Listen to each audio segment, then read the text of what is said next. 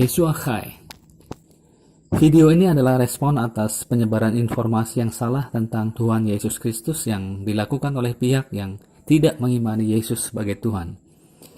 Jadi video ini bertujuan memperbaiki representasi yang salah tentang iman Kristiani akan Yesus. Merespon konten yang intinya mengatakan bahwa Injil mengakui Yesus bukan Tuhan, tetapi hanyalah seorang utusan. Mari kita lihat cuplikan video berikut ini.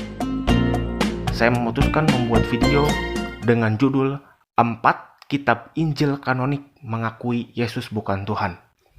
Dan pembahasan pertama, sekarang kita akan mulai dari Kitab Injil Matius pasal 10 ayat 40. Di Kitab Injil Matius pasal 10 ayat 40 terdapat ayat, "Barang siapa menyambut kamu, ia menyambut aku. Dan barang siapa menyambut aku, ia menyambut Dia yang mengutus aku." Di ayat ini, Injil Matius pasal 10 ayat 40, terdapat kata Dia yang mengutus aku. Artinya, Yesus di ayat ini mengaku bukan sebagai Tuhan dan bukan sebagai firman Tuhan, tapi karena Yesus mengaku diutus oleh Tuhan, berarti Yesus hanyalah utusan Tuhan. Itu artinya Injil Matius pasal 10 ayat 40 resmi mengakui Yesus hanyalah utusan Tuhan. Yesus hanyalah utusan Tuhan. Yesus hanyalah utusan Tuhan. Kesalahan logika pembuat konten video ini adalah dia membuat proposisi atau dalil bahwa gelar secara otomatis menghapus dan membatalkan hakikat genealogis atau natura genealogis seseorang. Agar lebih jelas, mari kita buat sebuah analogi. Dari situ nanti kita akan melihat kesalahan dalil yang ada dalam video itu, dan di saat yang sama akan muncul dan tampaklah dalil yang logis dan benar. Kalau seorang ayah mengutus anaknya untuk pergi membeli kopi di warung, fakta bahwa si anak adalah seorang utusan dari ayahnya tidak menghilangkan dan tidak membatalkan fakta bahwa dia adalah anak dari ayah yang mengutusnya itu. Si anak itu adalah utusan dari si ayah dan sekaligus anak dari si ayah. Utusan adalah gelar yang diberikan kepada si anak yang disuruh oleh ayahnya untuk membeli kopi di warung. Sementara anak ayah adalah hakikat genealogis atau natura genealogis si anak. Akan lebih mudah dipahami jika diri Anda sendiri yang dijadikan analogi. Anda diutus ayah Anda untuk membeli kopi di warung.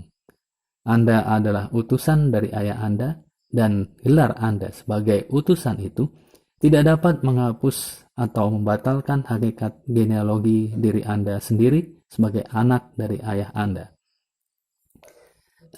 Dari analogi itu, kita menemukan dalil bahwa pertama, gelar tidak dapat menghapus dan tidak dapat membatalkan hakikat genealogis atau natura genealogis seseorang. Demikian pula gelar Yesus sebagai utusan Allah tidak membatalkan dan tidak menghapus hakikat genealogis atau natura genealogis Yesus sebagai anak dari Allah Bapa yang mengutusnya ke dunia. 2. Gelar itu bersifat additional atau bersifat tambahan dan tidak dapat menggantikan hakikat genealogis atau natura genealogis seseorang. Seperti kepada diri Anda yang disuruh beli kopi di warung oleh ayah Anda, kita dapat mengatakan bahwa Anda adalah anak dari ayah Anda, sekaligus Anda adalah utusan dari ayah Anda tanpa menimbulkan kontradiksi. Demikian pula bukanlah suatu kontradiksi jika kita mengatakan bahwa Yesus adalah utusan Allah dan pada saat yang sama dia adalah anak dari Allah Bapa yang mengutusnya ke dunia. Mari kita lihat kembali saat si pembuat video melanggar dalil bahwa gelar yang dimiliki seseorang tidak dapat membatalkan natura genealogis seseorang. Tapi karena Yesus mengaku diutus oleh Tuhan, berarti Yesus hanyalah utusan Tuhan. Yesus hanyalah utusan Tuhan. Kesimpulannya, 4 kitab Injil kanonik yaitu Matius, Markus, Lukas, dan Yohanes semuanya sepakat mengaku status dan jabatan Yesus bukan sebagai Tuhan dan bukan sebagai firman Tuhan, tapi 4 kitab Injil kanonik, Matius, Markus, Lukas, dan Yohanes semuanya sepakat mengaku Yesus sebagai utusan Tuhan yang dalam bahasa lainnya adalah Rasul. Intinya, dalil saudara kita ini menyatakan bahwa gelar secara otomatis membatalkan natura genealogi seseorang. Entah apakah saudara kita ini sadar bahwa jika dalilnya itu diterapkan kepada dirinya sendiri, maka hal itu akan berarti bahwa si pembuat video ini sedang dengan senang hati menyatakan bahwa dia bukanlah anak dari ayahnya lagi, hanya karena dia pernah diutus ayahnya untuk melakukan sesuatu. Kelanjutan video itu akan sama polanya. Saudara kita ini akan mengutip ayat-ayat di mana ada dikatakan mengenai Yesus sebagai utusan Allah.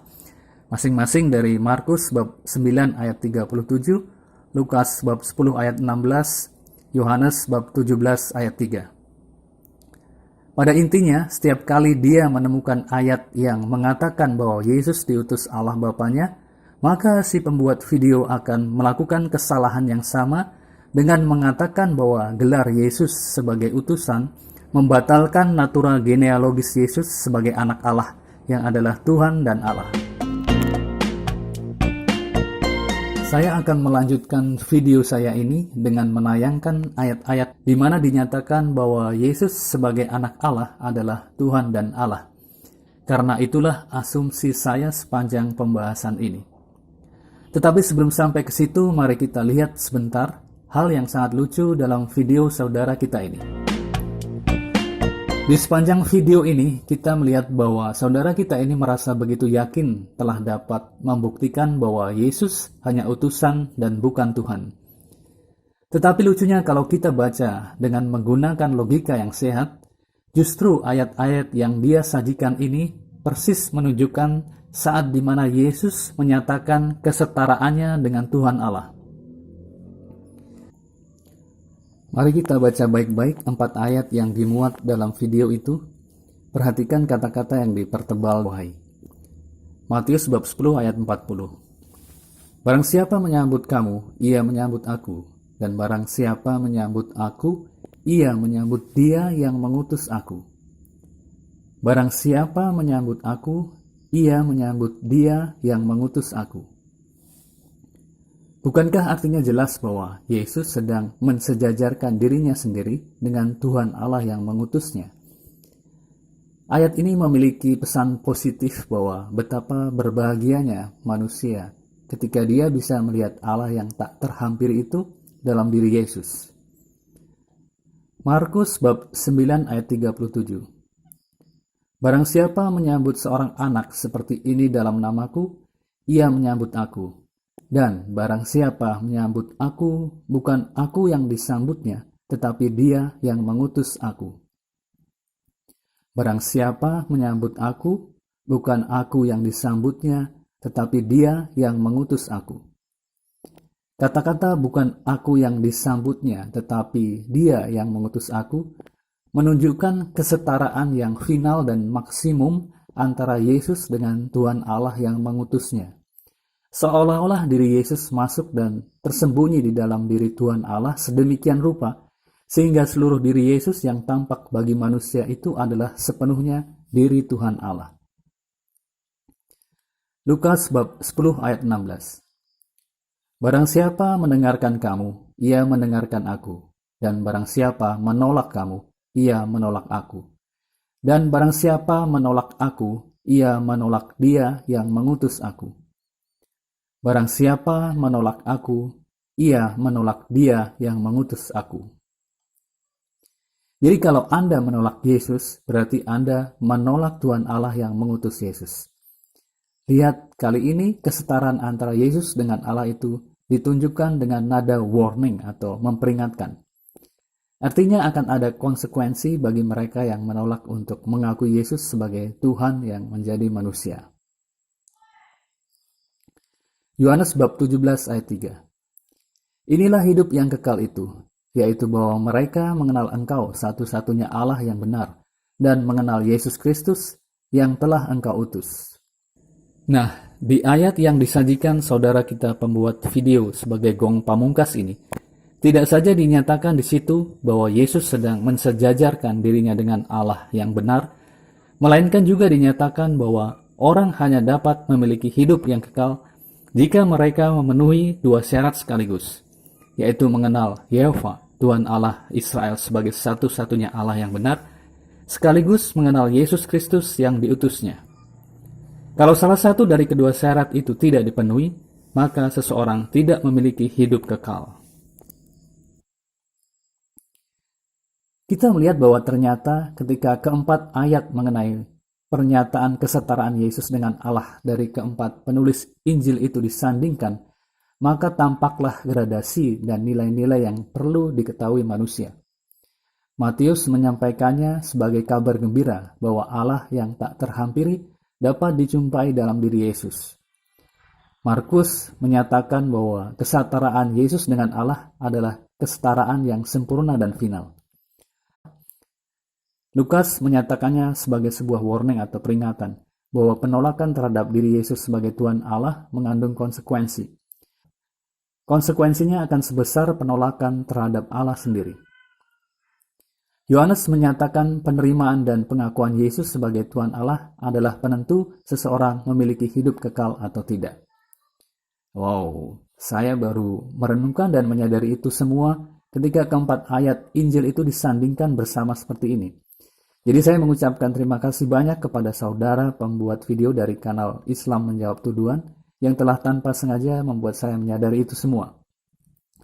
Tetapi hal itu sekaligus juga berarti sebuah hadiah kesadaran baru bagi saudara pembuat video bahwa tindakan memotong sebuah frasa begitu saja dari kalimat induknya mengandung bahaya serangan balik mematikan.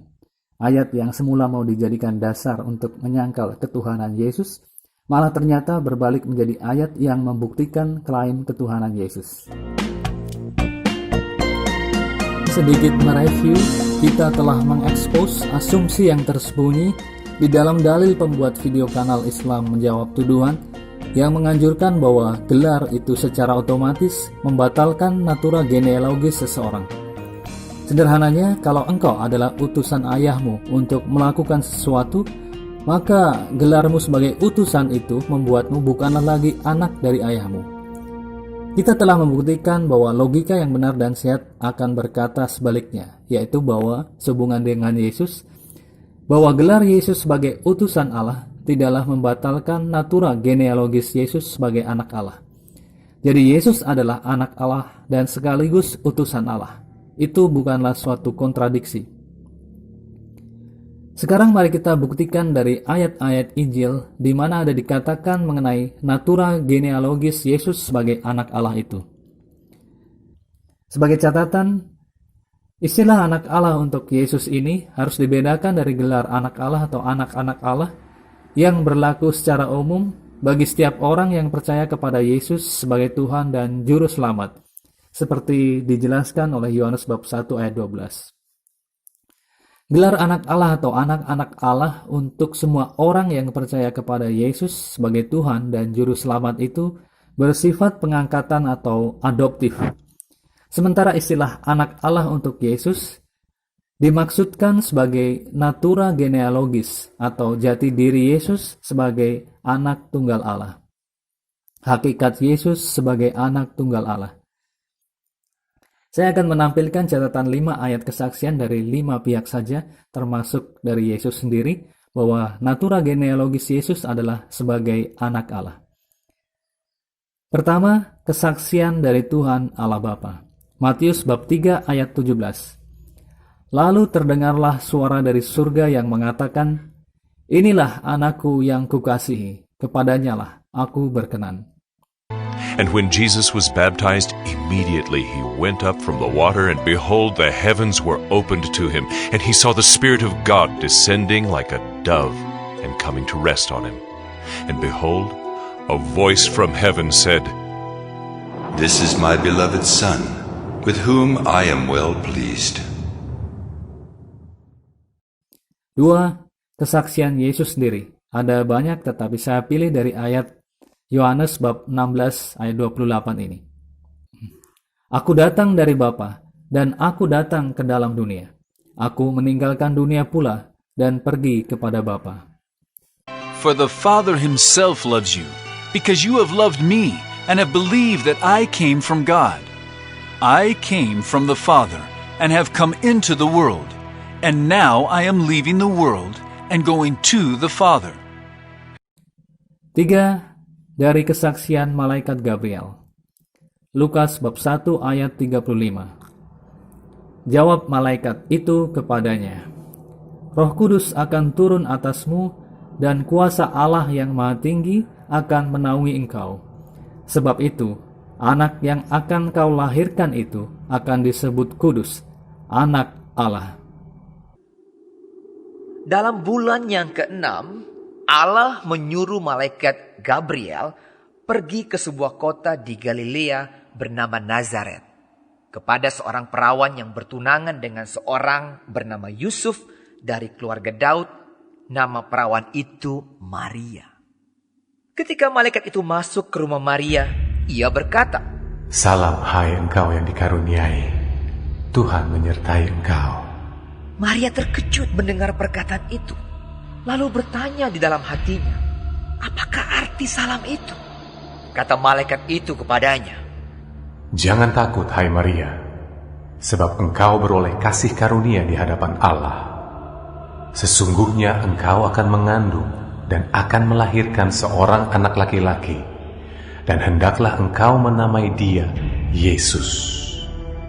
Ia akan menjadi besar dan akan disebut anak Allah yang Maha Tinggi.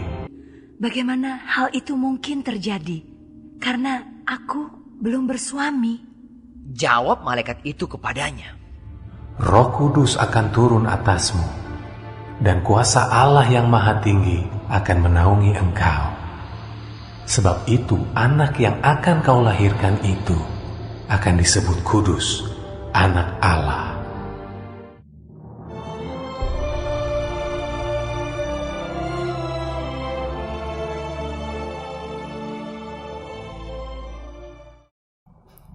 Empat, dari kesaksian roh-roh jahat. Markus bab 3 ayat 11. Bila mana roh-roh jahat melihat dia, mereka jatuh tersungkur di hadapannya dan berteriak, Engkaulah anak Allah. Ia menyuruh murid-muridnya menyediakan sebuah perahu baginya karena orang banyak itu, supaya mereka jangan sampai menghimpitnya. Sebab ia menyembuhkan banyak orang, sehingga semua penderita penyakit berdesak-desakan kepadanya, hendak menjamahnya. Bila mana roh-roh jahat melihat dia, mereka jatuh tersungkur di hadapannya dan berteriak, Engkaulah anak Allah. Kesaksian kelima, kesaksian manusia. Matius bab 16 ayat 16. Maka jawab Simon Petrus, Engkau adalah Mesias, anak Allah yang hidup.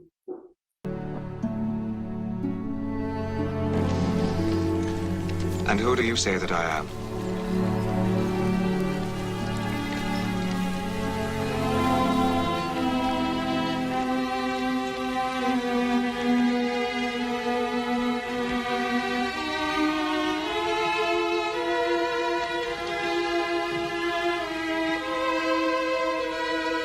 I see you are the Messiah.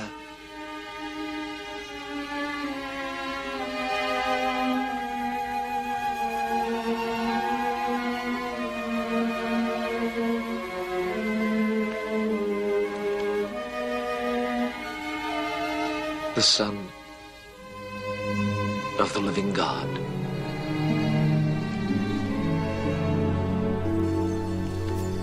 Blessed art thou, Simon Bar-Jonah. Flesh and blood have not revealed this truth to you. It has come from my Father in heaven.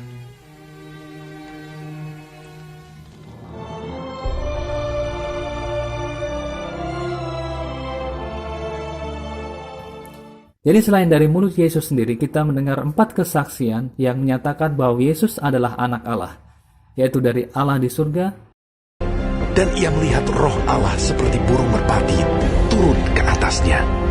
Lalu terdengarlah suara dari sorga yang mengatakan, Inilah anakku yang kukasihi, kepadanya lah aku berkenan.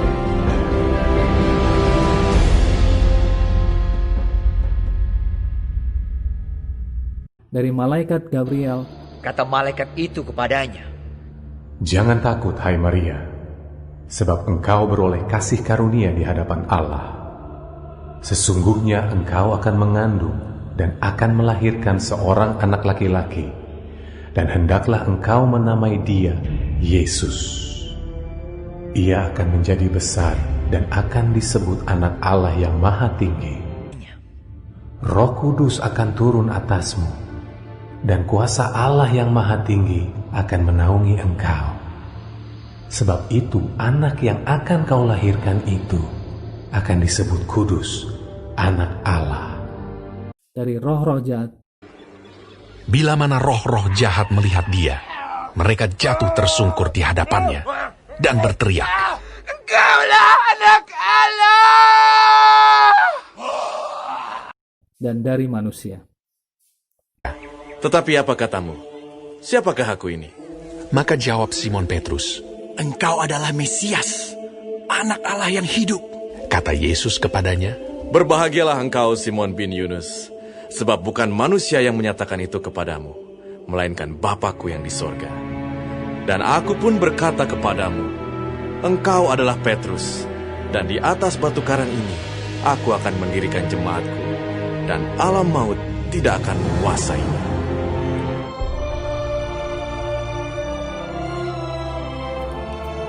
Sekarang mari kita tunjukkan di ayat mana dikatakan bahwa Yesus sang anak Allah itu adalah firman Allah yang menjadi manusia.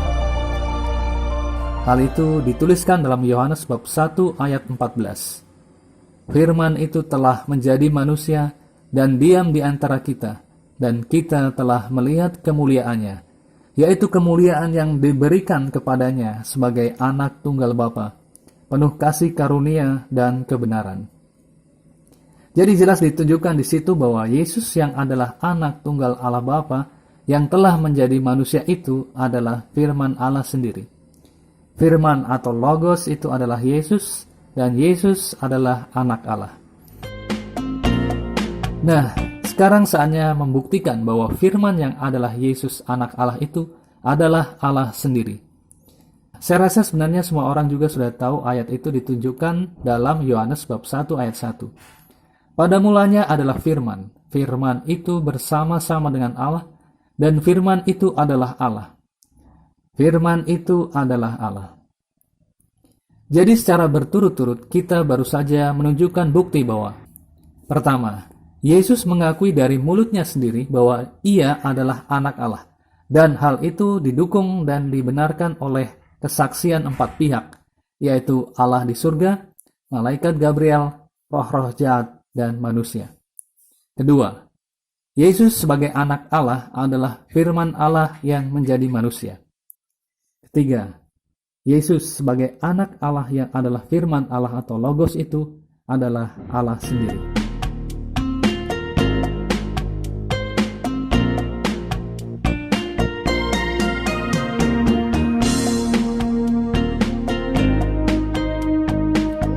Terima kasih sudah menonton.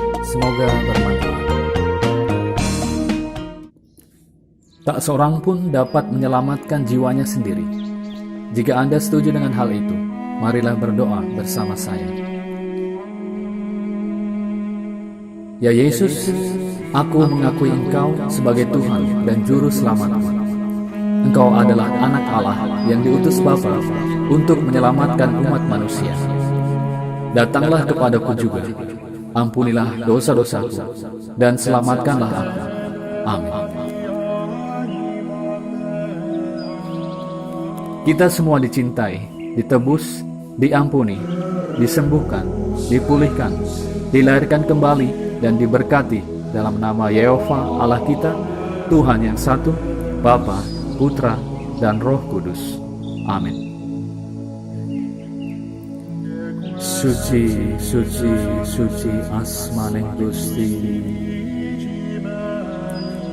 Suci, suci, suci asmaning Gusti.